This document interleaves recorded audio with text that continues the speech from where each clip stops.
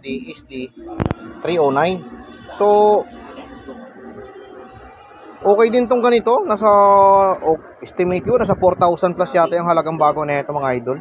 Pero magandang tunog, may sariling mic oh. So ang mga sira lang nito mga idol, mga battery lang. Tsaka available ang battery nito. So pag binaklas to, ayan oh, tatanggalin mo yung sticker.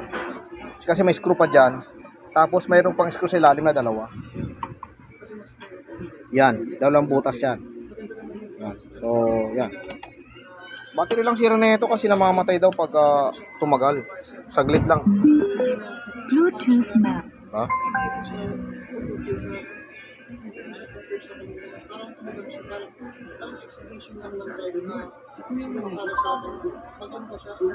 Yop ko lang yung Bluetooth. Takas din. Tapos mic. Takas din yan. Hey. Ay nakamatay isa. Ito yung isang mic. Hey, check my guess. Hello. Cellphone lang. Hey. Tayo, di ba? Lobat na. So, itong isa, lobat na rin.